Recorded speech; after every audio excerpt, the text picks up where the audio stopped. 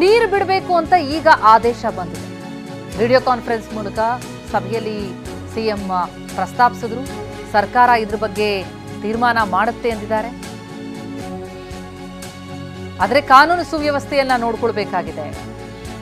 ಜೊತೆಗೆ ರೈತರಿಗೆ ಏನ್ ರಕ್ಷಣೆ ತೆಗೆದುಕೊಳ್ಬೇಕೋ ಮಾಡಿದ್ದೇವೆ ಅನ್ನೋದು ಸಿಎಂ ಮಾತು.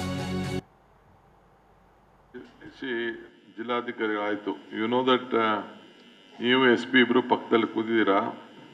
ಈಗ 14-15 ಸಾವಿರ ನೀವು ನೀಡಬೇಕು ಅಂತ ಈಗ ನಂಗೆ ಡೈರೆಕ್ಷನ್ಸ್ ಬಂದಿದೆ. ಈಗ 12 ಸಾವಿರ ಏನೋ ಬರಬೇಕು ಅಂತಿದೆ. ಇದನ್ನ government will take A decision. ನಮ್ಮ ಇರಿಗೇಷನ್ ಮಿನಿಸ್ಟ್ರು ನಾವೆಲ್ಲ ಕೂತ್ಕೊಂಡು ಪರಿಸ್ಥಿತಿ ನೋಡ್ಬಿಟ್ಟು ಯಾವ ರೀತಿ ಮಾಡಬೇಕು ಅಂತ ಈಗ ಎಷ್ಟು ನೀರು ಹೋಗ್ತಾ ಇದೆ ಅಂತ ಗೊತ್ತಾಗಿದೆ.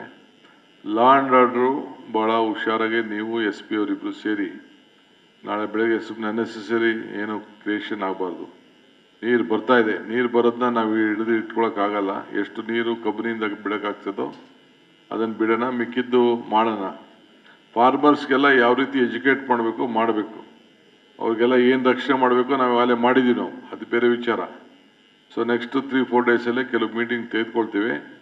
ಇದನ್ನ ನೀವು SP ಅವರು ಎಲ್ಲ ಸೇರಿ ಕೂತ್ಕೊಂಡು ಮಾತಾಡಿ. ಇದು ಭಾಳ ಜವಾಬ್ದಾರಿಯಾಗಿ you have to handle this situation. ಇದು ಎಲ್ಲೂ ಸಮಸ್ಯೆ ಆಗೋದಿಲ್ಲ, ಇರೋದೇ ನಿಮ್ಮ ಮಂಡ್ಯದಲ್ಲಿ ಮಾತ್ರ.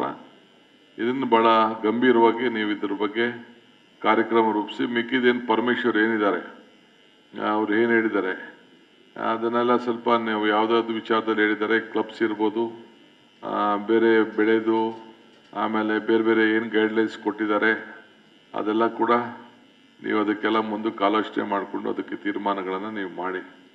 B cautious on this law and order issue. ಮಿಕ್ಕಿದೆಲ್ಲ ನಿಮಗೆ ಅನುಭವ ಇದೆ, ನಿಮಗೆಲ್ಲ ನಾನೇನು ಹೆಚ್ಚಿಗೆ ಏನು ಹೇಳ್ಕೊಡ್ಬೇಕಾದಿಲ್ಲ. ಸೊ ಏನಿದ್ದರೂ ಇಮಿಡಿಯೇಟಾಗಿ ನಮ್ಮ DGಗೋ ನಿಮ್ಮ ಮೇಲ್ಗಡೆ ಇದಕ್ಕೆ ಏನು ಪರಿಸ್ಥಿತಿ ಏನಿದೆ ನನ್ನ ಆಫೀಸ್ಗೆ ನೀವು ತಿಳಿಸಿ ಅಷ್ಟೇ, ಲೋಕಲ್ ಇಶ್ಯೂಸ್ ಏನಿದೆ ಅಂತ. ಓಕೆ, ಕೂತ್ಕೊಳ್ಳಿ. ಜಿಲ್ಲಾಧಿಕಾರಿ ಆಯಿತು, ಯು ನೋ ದಟ್ ನೀವು SP ಇಬ್ರು ಪಕ್ಕದಲ್ಲಿ ಕೂತಿದ್ದೀರಾ. ಈಗ 14-15 ಸಾವಿರ ನೀಡಬೇಕು ಅಂತ ಈಗ ನಂಗೆ ಡೈರೆಕ್ಷನ್ಸ್